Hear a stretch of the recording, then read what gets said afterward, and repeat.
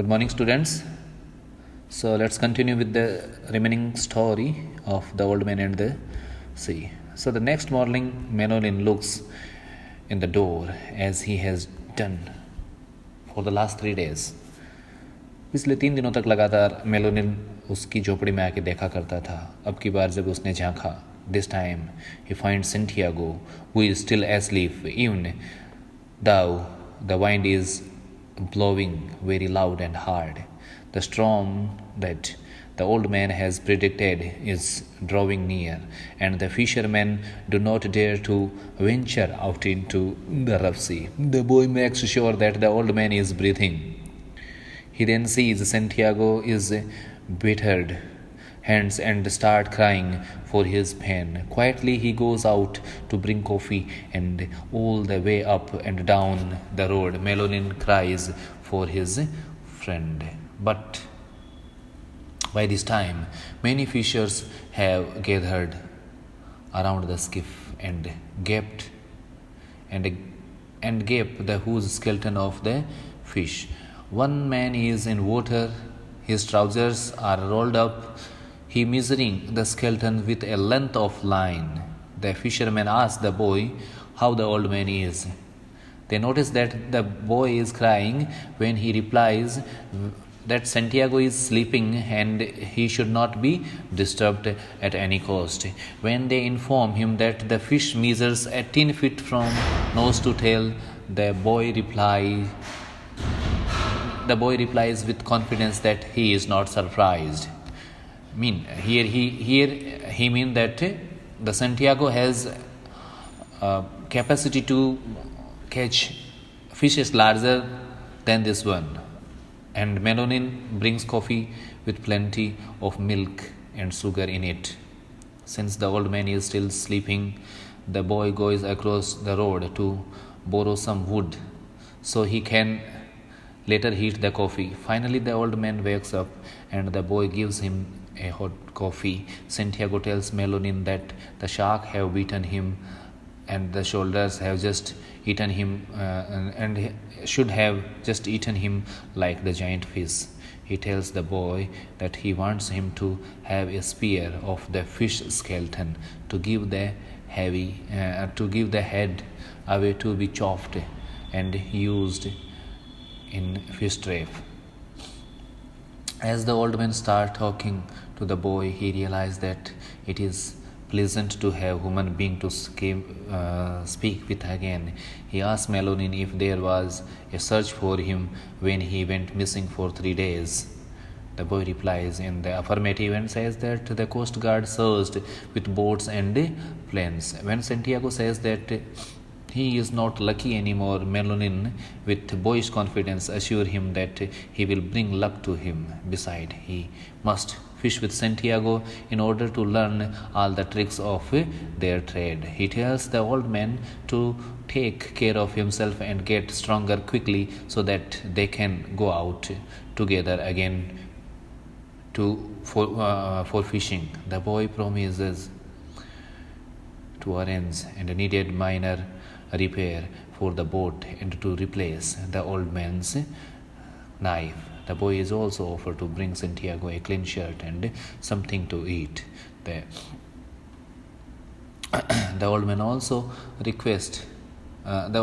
requests that he brings newspaper from the time he was at sea. Santiago obviously wants to catch up on the Yankees and he wants to know about the DiMaggio. Melonin is finally brave enough to ask the old man how much he suffered. Santiago says plenty. Tears again come to the boy's eyes. He must leave to gain control. He tells the old man that he will come back soon, bringing food, newspaper, and medicine for his hands. And in the afternoon, some tourists come to the terrace and look down into the water. When they spot the skeleton of the huge fish, they cannot understand what it is. The waiter tries to explain that it is a huge fish attacked by sharks. They misunderstood and think the skeleton belonged to a shark. They comment that they didn't know that shark had such handsome, beautiful formed tails. Up the road, up the road, in the hut, the old man is still sleeping, and the boy is sitting by his side, watching him. The old man dreams about the loins, and this way our novel ends. So this is a brief story of the old man and the sea. So this was the story, and now we can go deep into. We can have slight idea about the characters. Okay, so the protagonist of the novel is Santiago, as we have read the story. So we know that Santiago is the real hero of our story. So he is a professional and very skilled fisherman. He is alone in this world. His wife has passed away, and he has nothing. He has no issue. He has no son or daughter. Okay, and he is a expert fisherman, skilled and meticulous. He also careful preparation for each outing on his boat, and he is also prepared when he makes a catch. He is in the tune with the natural environment, watching the weather, the currents, birds and fishes to help him, and best spot for fishing. So these things in the story we read that he know the fishing habits and the phenomena of environment and everything. So we can say that he is very skilled and very expert fisherman. Okay, and physically he is very tough man. He is very strong physically. When he was younger, he would go for arm wrestling. There is a scene in the story.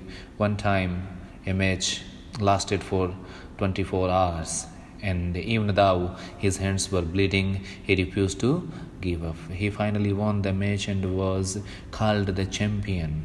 Okay, so through these things and through the struggle for 3 nights or days, we can see that he had enough physical capacity also. Despite his grief, strength and abilities, Santiago is a humble man.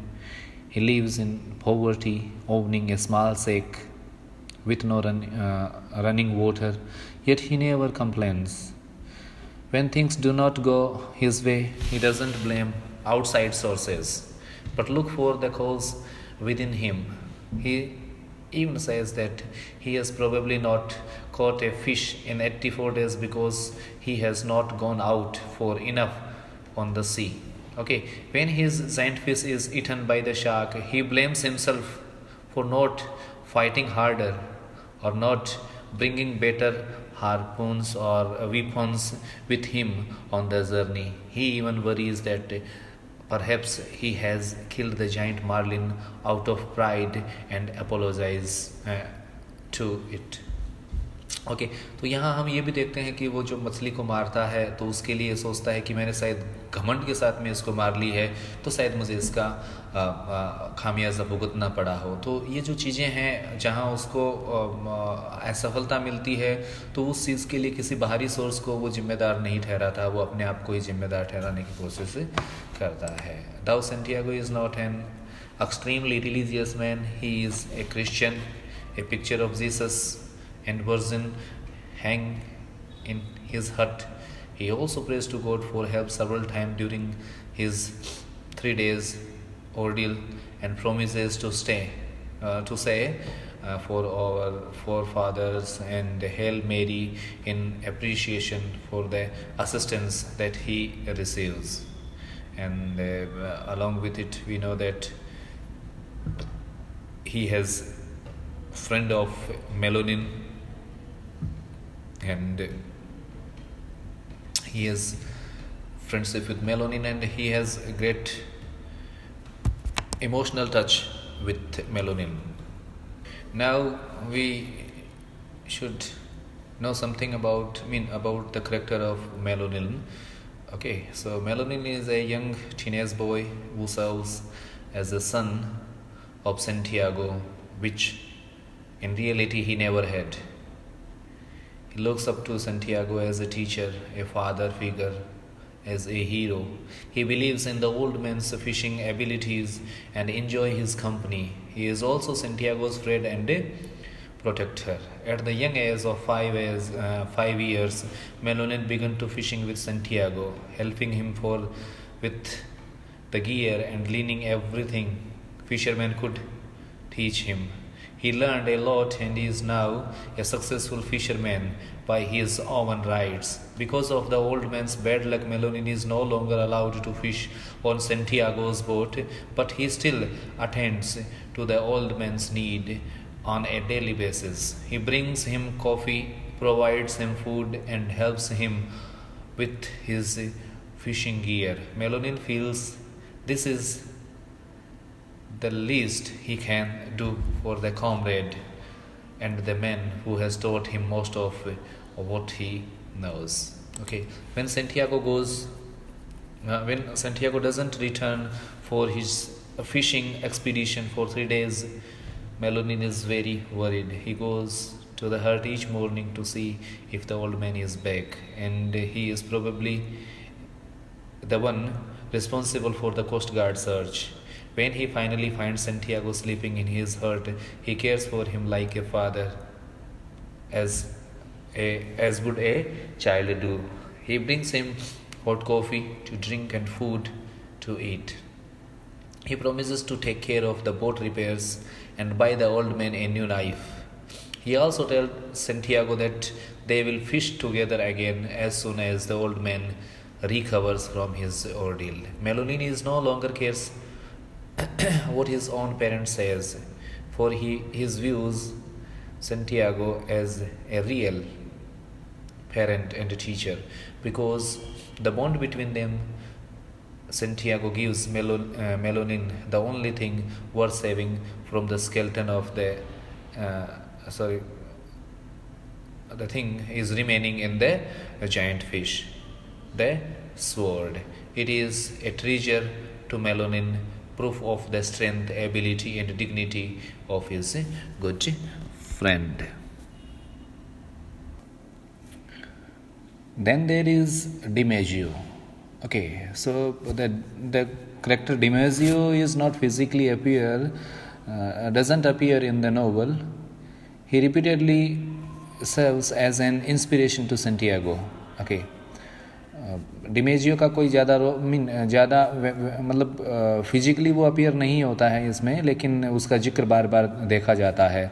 The old man loves baseball and the Yankees in particular. He can hardly wait to see the newspaper each day and see how Yankees have fared. Santiago believes that the hero of Yankee team is Joe DiMaggio, and he is inspiration to his teammates and to the old man itself. DiMaggio suffered from a painful bone spur in his foot, but he doesn't let it bother him or stand in the way of his being a marvelous baseball player. Throughout Santiago's arduous journey, he thinks that DiMaggio is his hero, and if his hero can play with great pain, he can carefully endure the pain in his battle with the giant marlin.